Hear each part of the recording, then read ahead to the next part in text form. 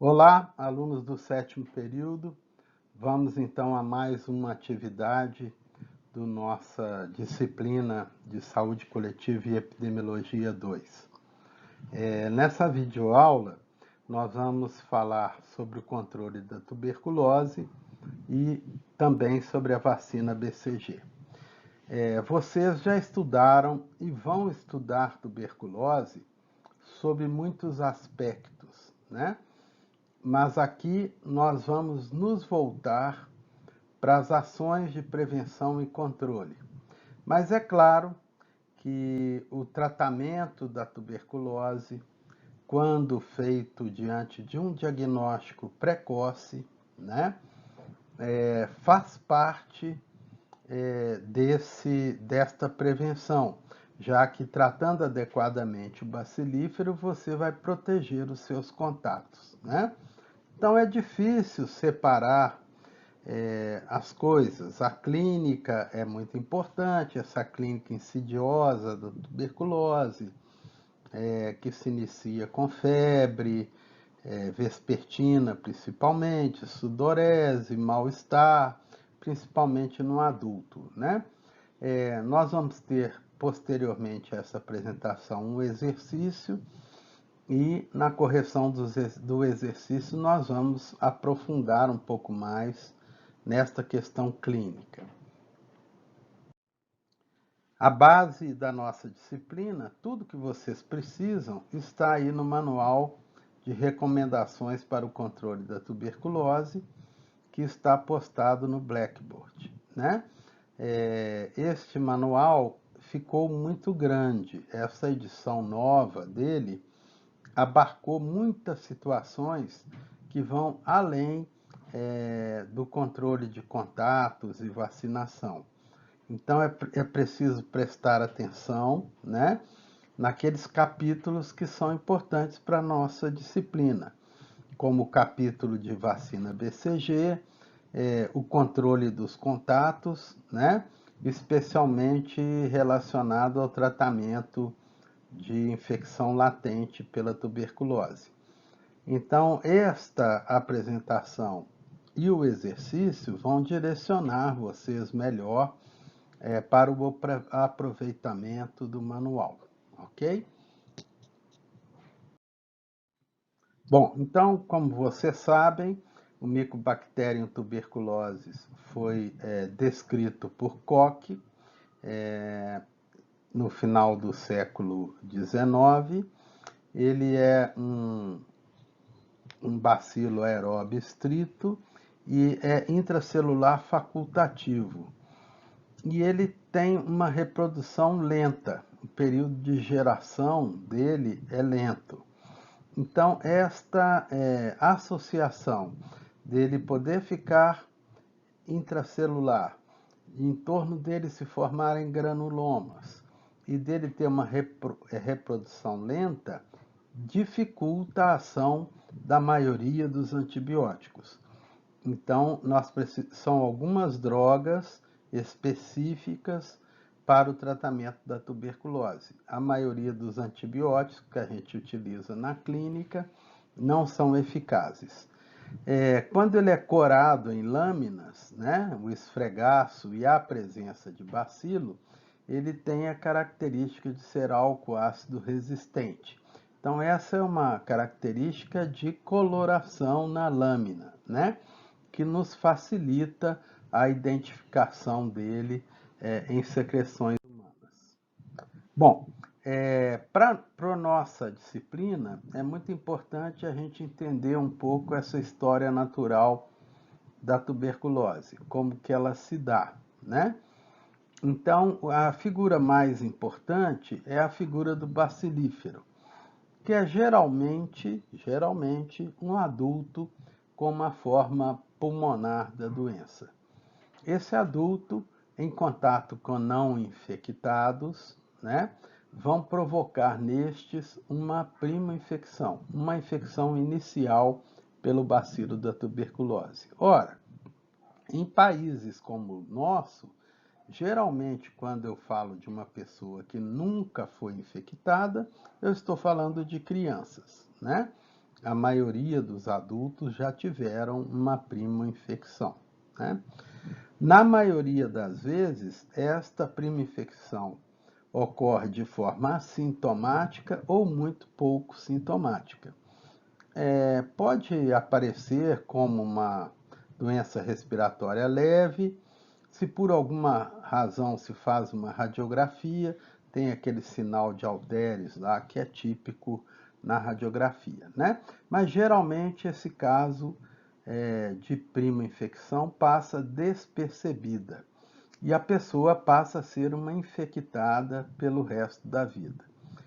Um pequeno número de pacientes, geralmente crianças de idade muito baixa, seguramente abaixo de 5 anos, geralmente abaixo de 2 anos, nessa forma de infecção primária, podem ter uma disseminação do bacilo, fazendo formas primárias graves, como a meningite tuberculosa, tuberculose chamada miliar, né, que é um aspecto radiográfico dessa disseminação.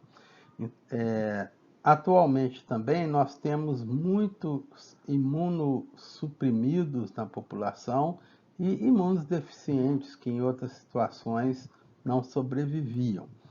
Então, um paciente imunossuprimido, sendo primo infectado, mesmo em idade maior, pode desenvolver uma forma primária, mas em geral é uma forma típica da criança. Muito bem, esse que foi primo infectado vai passar como infectado, entrar num equilíbrio com essa infecção e a maioria vai passar toda a sua vida albergando o bacilo sem transmitir e também sem adoecer de forma clínica, né? Sem entrar no horizonte clínico. Mas alguns infectados, seja por uma deterioração do seu sistema de defesa, uma doença que causa imunossupressão, uma desnutrição, uma nutrição desregrada ou alguma coisa específica em relação ao controle do bacilo, ele pode, então, esse equilíbrio pode ser quebrado e ele apresentar uma forma sintomática da doença, em geral a tuberculose pulmonar, que é a mais comum. Pode também haver outros acometimentos de outros órgãos, né? E aí nós fechamos o ciclo. Esse bacilífero começa a transmitir, vai entrar em contato com não infectados, isso podendo ocorrer décadas após aquela sua prima infecção. Esta infecção que se dá através daqueles próprios bacilos que estão no organismo é que a gente chama de reinfecção endógena. Existe também registro da reinfecção exógena, ou seja, esse paciente é novamente exposto a um bacilífero, aqueles bacilos se juntam àqueles que ele já tem e quebram esse equilíbrio orgânico, né? Então, conhecendo essa história, nós vamos entender como fazer o controle da doença e fazer profilaxia também daqueles que têm contato, né? Então, é um aspecto bastante importante aqui para a nossa disciplina. Como que eu controlo a tuberculose na população? Quais são as medidas eficazes? A principal medida é fazer diagnóstico precoce e tratamento dos bacilíferos, né? E aí eu vou impedir que ele contamine muita gente. Mas como a clínica é insidiosa, às vezes esse diagnóstico demora muito. Ele vai várias vezes no sistema de saúde com queixas e não é feito o diagnóstico de tuberculose. Daí criou-se o conceito de exame dos sintomáticos respiratórios. Ou seja, todo mundo que tiver tossindo há mais de 3 semanas, eu considero suspeito e faço a baciloscopia. Assim, eu posso diagnosticar um bacilífero antes de clinicamente pensar em tuberculose. Então, não interessa a causa, não interessa o que eu estou pensando como médico, está tossindo há mais de 3 semanas, eu vou colher então a baciloscopia e tentar fazer o diagnóstico precoce e evitar transmissão maior da doença. Uma, como o tratamento dura, em geral, 6 meses, pode ser até maior, existem estratégias de controle na população para que o paciente não abandone o tratamento. O abandono do tratamento prejudica muito o controle da doença, porque além dele continuar transmitindo, ele pode ocorrer desses bacilos ficarem mais resistentes aos tuberculostáticos mais habituais. Então, uma estratégia que se utiliza no mundo é o chamado tratamento diariamente observado. Então, você todo dia vai lá na casa do paciente, ministra o medicamento para ele. Então, não fica na conta dele, né, apenas fazer medicamento. Com a evolução dos medicamentos, tem surgido alguma possibilidade desse tratamento não ser diário, né? E aí facilitar um pouco esse tratamento observado. Então, a chave do controle da doença, aqui nós estamos falando do ponto de vista médico, né? É claro que as melhorias das condições sociais, especialmente a habitação, a melhor nutrição, o combate ao alcoolismo, ao tabagismo, tudo isso contribui para o controle da tuberculose. Aqui nós estamos tratando de ações mais médicas, né? Muito bem, identifiquei precocemente um bacilífero. O que eu vou fazer? Correr e examinar os contatos deles. Quais os contatos? Aqueles que moram na mesma casa, namorado, contatos mais íntimos, né? E aí vou examinar esses contatos e tentar fazer quimioprofilaxia, se ele ainda não foi infectado, dependendo da situação, ou o tratamento da tuberculose latente. Ou seja, eu detecto que esse contato já foi infectado, ele não está doente ainda, mas eu submeto a um tratamento diferente do tratamento da doença, para que ele não desenvolva a doença, não se torne bacilífero e não contamine mais pessoas, né? E a vacinação BCG. Na verdade, a vacinação BCG contribui muito pouco, se é que contribui, para o controle da tuberculose. O que ela faz é diminuir formas graves da doença. Então, nós vamos desenvolver esses assuntos aqui com vocês na nossa apresentação. Uma questão muito importante é ilustrada por esse caso clínico. Esse caso clínico foi publicado na revista Lancet, está aí se alguém quiser lê-lo, e era um paciente que essa primeira radiografia ele se apresenta com tuberculose, ele é tratado adequadamente para tuberculose e depois, no seu controle, apesar de ser tratado adequadamente, ter tomado as drogas adequadamente, ocorre uma surpreendente piora do quadro clínico. E aí, quando vai se avaliar, se descobre que era um paciente vivendo com HIV. Então, é muito importante que em toda suspeita de tuberculose, você afaste a infecção pelo HIV naquele paciente, né? Quando vocês estudarem também o HIV, a AIDS, vão ver que também aqui no Brasil, quando eu suspeito da infecção pelo HIV, eu devo afastar a infecção pela tuberculose.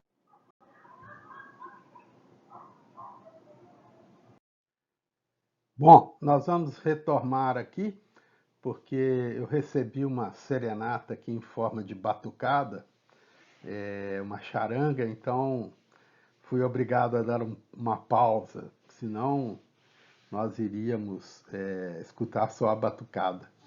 Bom, então como nós já reiteramos, né, um aspecto extremamente importante no controle da tuberculose é a definição do sintomático respiratório, que é aquele que está há mais de 3 semanas, né, 3 semanas para frente, tendo tosse.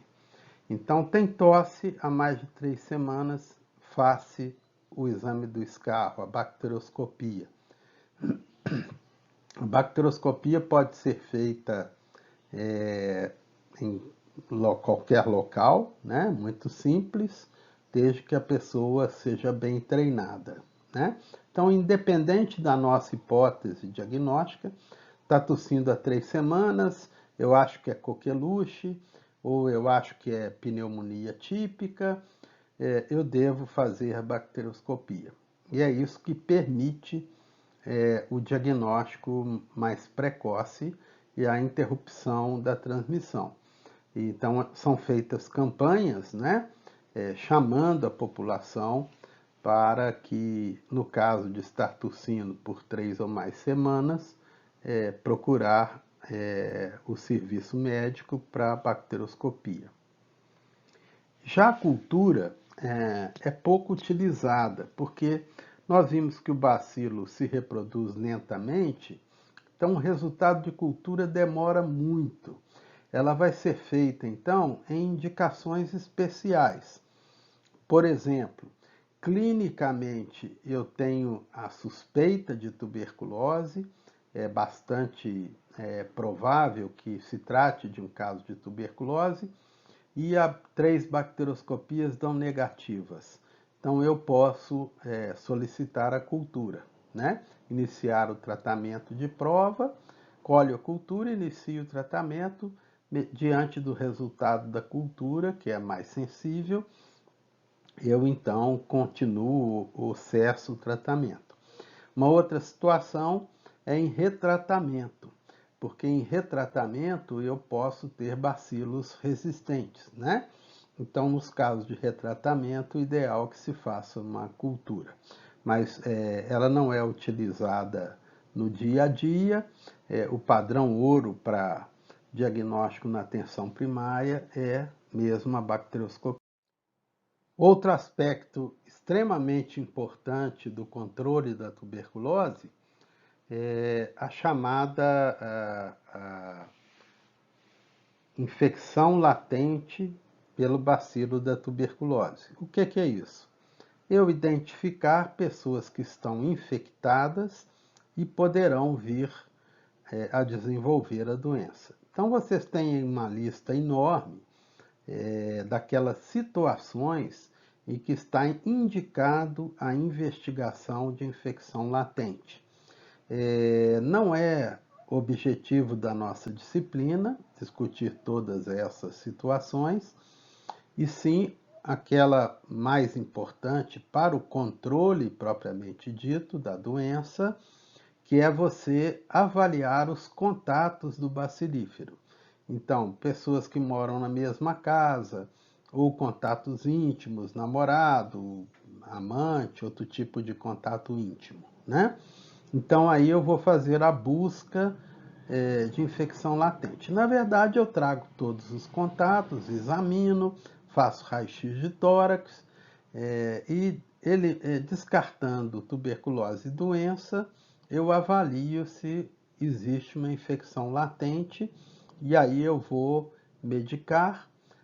No passado a gente falava em quimioprofilaxia, mas quimioprofilaxia geralmente a gente faz no recém-nascido, né? Antes que ele se infecte.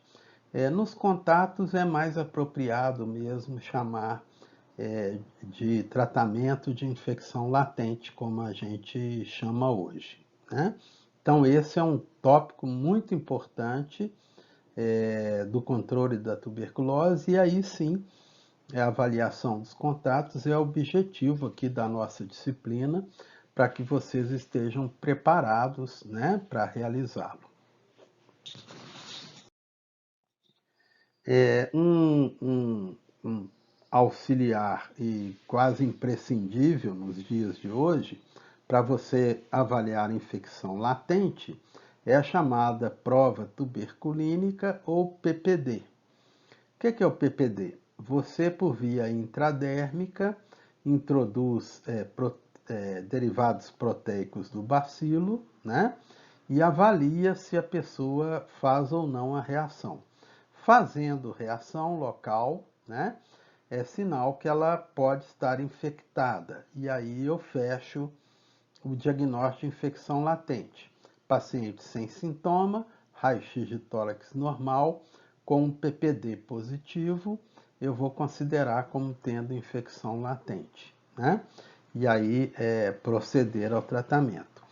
O importante nessa prova é que a pessoa saiba fazê-la por via intradérmica corretamente, né? E que a leitura seja feita em 48, 72 horas e que as pessoas estejam preparadas para a leitura. Porque o que você vai medir não é o halo de hiperemia que se forma em torno da prova tuberculínica, e sim a induração. Então você vai pegar o maior diâmetro de induração, medir, né, 48 a 72 horas após a realização da aplicação, e aí você vai definir se se trata de um caso de PPD reator ou não reator. Atualmente, nós consideramos o PPD reator, no caso de crianças, né, que são contatos, menores de 10 anos, contato, quando essa prova tuberculínica é maior que 5 milímetros. Aí, independente de ter feito BCG ou não ter feito BCG, né?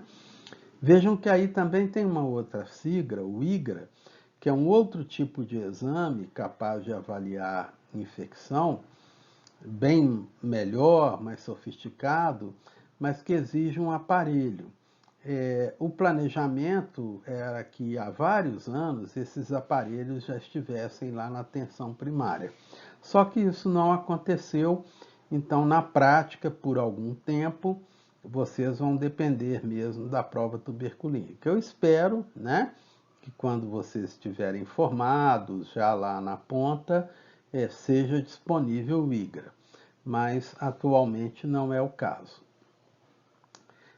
No caso de adultos acima de 10 anos, aí o que eu considero prova tuberculínica reator, ou PPD reator, vai depender um pouco da situação que você resolveu avaliar, né? Então, para o que interessa para a nossa disciplina, todo contato adulto ou adolescente de um bacilífero que você faz a prova tuberculínica e ela é maior que 5, assintomático, raio-x de tórax normal, você vai considerar como infecção latente. Tá? Então, aí mesmo na tabela indica que vocês consultem o capítulo de controle de contatos. É um capítulo do manual importante para nós. Recapitulando, adultos e adolescentes, prova tuberculínica maior que 5 milímetros, eu vou considerar reator. Então vejam que entre os contatos, independente de ser menor ou maior que 10 anos, eu considero 5 milímetros. Para outras situações, né? Por exemplo, eu tenho um paciente com uma doença reumática, eu vou submetê-lo a um tratamento com biológico que deprime a imunidade. Antes de ministrar o medicamento, eu faço uma prova tuberculínica e aí eu vou fazer tratamento de infecção latente junto com o medicamento biológico, se a prova tuberculínica for maior que 10. Então, no manual, nesse manual que é o mais recente, a interpretação da prova tuberculínica depende da indicação que levou você a solicitar a prova tuberculínica. Como que eu faço com a infecção latente, então? A infecção latente é tratada, em geral, com a isoniazida, né? É um tratamento exclusivamente com essa droga, ao contrário da tuberculose doença, que eu trato com 3 ou 4 drogas, dependendo da idade. Então, eu vou utilizar a isoniazida por um período de 6 meses. Na verdade, se eu fizer o número né, de doses previstas num período de 9 meses, mesmo que houve uma interrupção, é considerada válida.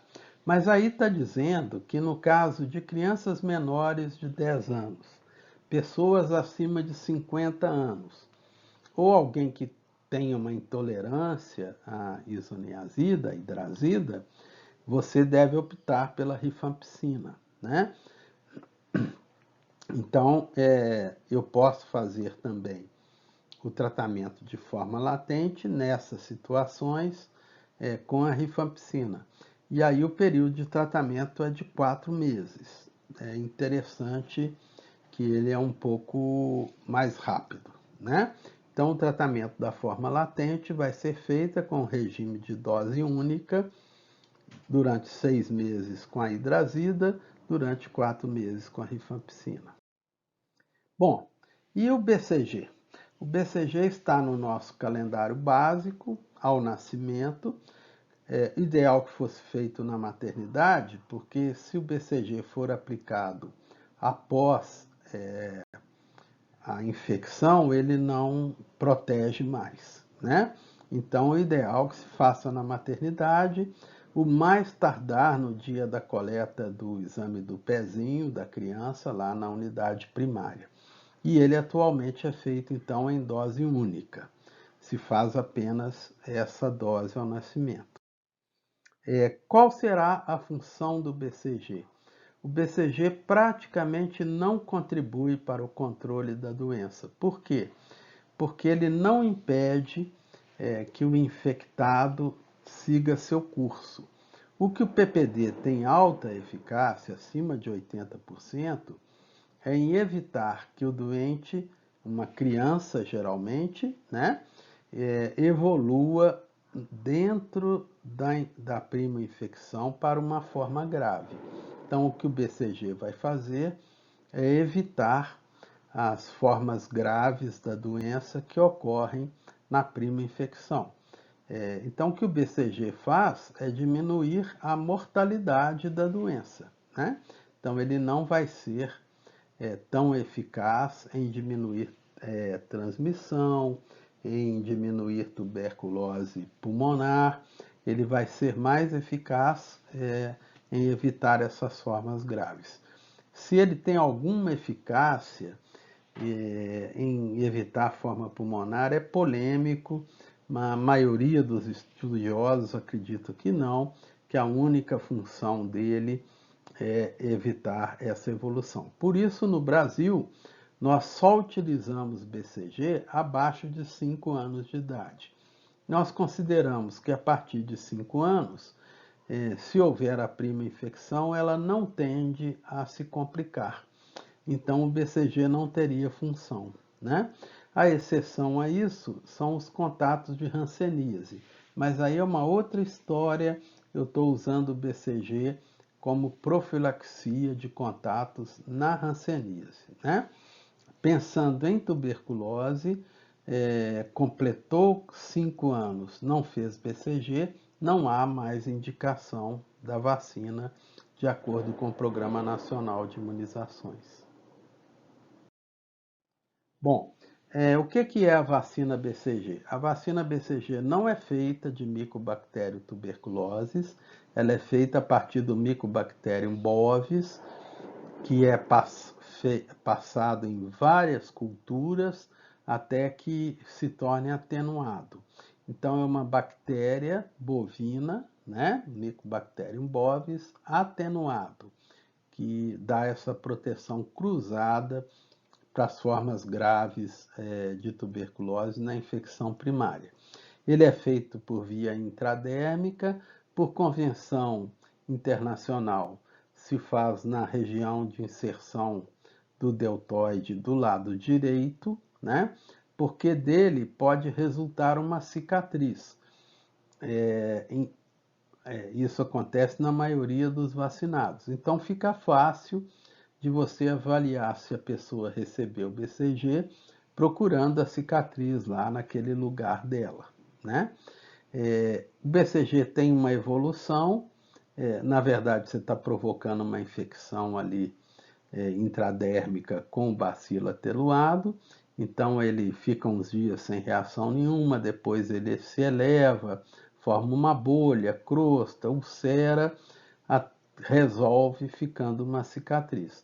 Essa evolução da infecção pode ser lenta, pode levar até 6 meses, né? Então eu só vou considerar que o ciclo do BCG se encerrou 6 meses depois da aplicação. Como toda vacina que nós usamos no nosso programa de imunização, tem que ser conservado entre 2 e 8 graus centígrados, né? Uma câmara fria. É contraindicado nas crianças menores de 2 quilos. Isso é uma convenção da Organização Mundial de Saúde que quase todo mundo segue. Não quer dizer que ele seria menos eficaz ou de maior risco abaixo de 2 quilos. Não há essa comprovação, até um pouco pelo contrário. Mas todos os países seguem essa recomendação, né? Ele não é contraindicado na criança que nasce de uma mãe vivendo com HIV, desde que essa criança não apresente nenhum sintoma de infecção, não tenha nenhuma alteração imunológica. Então, se a criança nasce bem, você pode fazer o BCG, mesmo que ela estiver infectada, não vai haver problema, né? Nos imunodeficientes, você não faz BCG, né? Então, nas imunodeficiências primárias, na imunodepressão, quando você está usando drogas, né? E também, o que é raro no recém-nascido, mas pode acontecer em crianças maiores, quando tem muitas lesões de pele onde você aplica o BCG. Se você aplicar ali, a criança coçando, pode introduzir o bacilo em todas aquelas pequenas lesões e ficar com um montão de BCG, né? Então, se há ferimentos, feridas no local da aplicação, a gente evita, adia o BCG, ou até em último caso, poderia fazê-lo num outro local que não é ideal. Bom, nós não temos nenhum correlato de proteção da vacina BCG. O que é isso? Eu não tenho nenhum exame que, uma vez aplicado o BCG na criança, eu possa medir se ela ficou protegida ou não. Não existe esse exame para uso clínico, só em pesquisas e olhe lá, né? Alguns profissionais de saúde, de forma equivocada, tentam utilizar o PPD para avaliar a vacina. Isso não está adequado porque o PPD não mede imunidade. O que ele mede é alergia àquelas proteínas do bacilo. Então não há indicação de fazer PPD para você avaliar se vacina pegou ou não pegou, tá? Então ela vai fazer a profilaxia das formas graves da primeira infecção. Já foi utilizada uma segunda dose no passado, mas já foi suspensa há muitos anos, né? Então é uma dose só. E não se faz primovacinação a partir de 5 anos, como nós vimos, exceção os contatos de hanseníase. Mesmo os profissionais de saúde que nunca fizeram BCG, não há essa indicação, né? Você pode lidar com eles avaliando o PPD, caso eles tenham tido algum contato de risco, coisa assim. Então, tudo isso, gente, está lá no capítulo de BCG do Manual de Tuberculose. Eu não fiquei colocando a referência aí no pé do slide, porque eu mostrei para vocês lá no início da aula, né? Vocês podem estudar por lá, pelo manual. O BCG pode resultar em eventos adversos, habitualmente eventos adversos locais, né? É a única vacina que a razão dos eventos adversos pode ser uma má aplicação. Nas outras vacinas, o evento adverso local geralmente é relacionado à composição da própria vacina, não tem assim tanto a ver com a aplicação. Aqui não. Uma aplicação subcutânea, uma dose maior, tudo isso pode levar a um evento adverso, né? E quais são esses eventos adversos? Você pode ter uma úlcera da vacina maior do que 1 centímetro de diâmetro. Aí é considerado evento adverso. Pode ocorrer um abscesso no local, muitas vezes por aplicação subcutânea. Pode ocorrer linfadenite, geralmente os gânglios axilares direitos, né, que drenam aquela região onde você vacinou, e até gânglio supraclavicular. Lembrar que o aparecimento de um linfonodo durinho, solto dos tecidos, de até 3 centímetros de diâmetro, é normal no BCG. Aqui nós estamos falando de linfadenite, a hiperemia, calor, o gânglio ele adere à pele, né? E você vê que formou uma adenite ali. Essas reações, úlcera, abscesso e linfadenite, de acordo com a observação médica, pode ser tratada com isoniazida até que ela se resolva. Tá? No Brasil é indicado, se vocês vão ver aí no manual da tuberculose, se também forem no manual de eventos adversos à vacinação, vocês vão ver essa indicação. Mas existem duas revisões sistemáticas de qualidade que não viram benefício no uso da isoniazida em reação de BCG. Então, em alguns países não se faz, né? Eu, particularmente, geralmente uso porque essa reação local pode ser prenúncio de uma reação mais grave em que o uso de medicamentos vai estar indicado, né? Pode resultar um queloide no local da aplicação, isso é uma reação individual, né? Agora, é muito raro, mas pode acontecer do BCG, o bacilo bovino atenuado, generalizar-se e causar uma infecção generalizada, grave e geralmente fatal. Isso geralmente ocorre quando nós vacinamos inadvertidamente, claro, sem saber, uma criança com uma imunodeficiência primária, né? Que ali ao nascimento, com 5 dias, não se suspeita ainda, você aplica o BCG, ele pode generalizar-se, né? Vocês devem ter estudado na semiologia pediátrica os 10 sinais, né, que devem nos chamar a atenção para o diagnóstico de imunodeficiência primária. E um desses sinais é um evento adverso mais importante pelo BCG. Atualmente existe um teste do pezinho que é capaz de avaliar algumas dessas imunodeficiências primárias. Então, alguns pediatras têm adiado a aplicação do BCG até o resultado do teste do pezinho.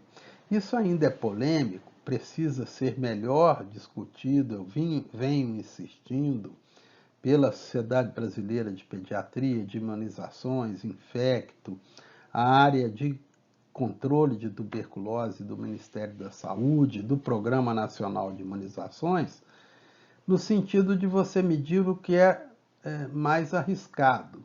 Você adiar o BCG e aí a criança acabar sendo infectada pela tuberculose, já que a doença continua endêmica entre nós, né? Ou você fazer e correr o risco de estar vacinando uma criança com imunodeficiência primária.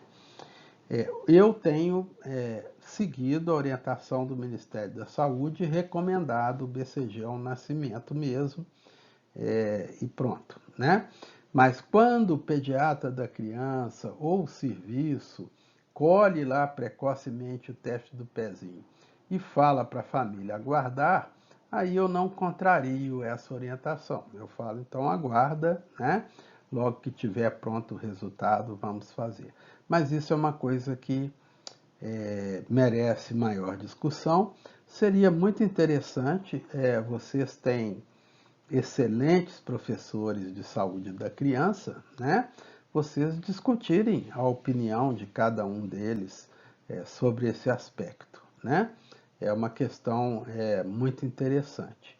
Então, diante de um evento local muito acentuado ou de algum sintoma sistêmico com BCG, pós-BCG, eu devo com certeza investigar se há imunodeficiência primária nessa criança. Até algum tempo atrás, quando 6 meses depois da aplicação não havia cicatriz de BCG, era recomendada a revacinação. Essa revacinação foi suspensa, tá? Então, você faz o BCG e pronto. 6 meses depois não tiver cicatriz, você não revacina mesmo assim, tá? Essa orientação do Ministério da Saúde foi em decorrência, a alegação, né, é que não há estudos que demonstrem que essa revacinação aumente a proteção da criança. E isso é verdade, né? O BCG é pouco estudado, porque ele é muito utilizado nos países em desenvolvimento, onde não se faz muita pesquisa científica nem muito estudo clínico.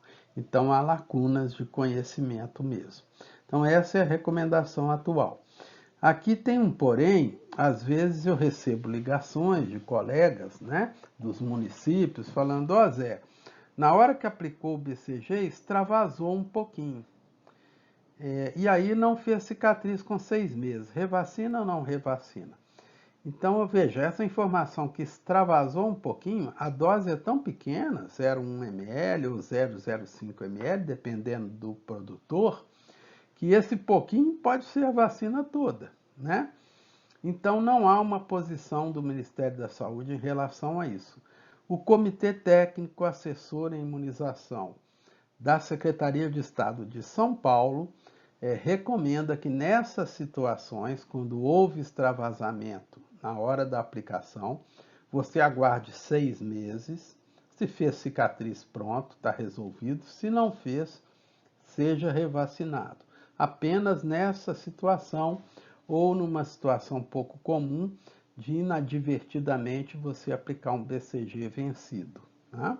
Então, eu tenho seguido essa orientação do Comitê Técnico Assessor, lá da Imunização de São Paulo, que está publicada numa revista da Sociedade Brasileira de Imunizações. Eu acho bastante razoável, né? Que nessa situação. Mas numa situação normal, aplicou o BCG, normalmente, passou 6 meses, não tem cicatriz, você não revacina mais. Então, antigamente eu avaliava a situação de BCG principalmente pela cicatriz. Agora, se uma criança de 3 anos não tem cicatriz, eu devo ir no sistema de informação, né, de imunização, ou na caderneta de vacinação da criança e verificar se ela foi vacinada. Se ela foi, está vacinada, mesmo sem cicatriz. Se ela não foi vacinada, aí sim eu faço a primovacinação, desde que ela tenha menos de 5 anos de idade. Bom, então essa aqui é uma introdução, né, desse tópico de controle da tuberculose. Agora vocês vão realizar o exercício muito importante, né, que eu postei para vocês. Como não é um exercício pequeno, né, vocês têm todo o horário da terça-feira para realizá-lo, então não vai ter nova tarefa na terça-feira. E na próxima segunda-feira nós vamos então fazer a discussão do exercício, que eu acho que vai complementar bem os conhecimentos de vocês a respeito do controle da tuberculose, ok? Um abraço e boa semana a todos.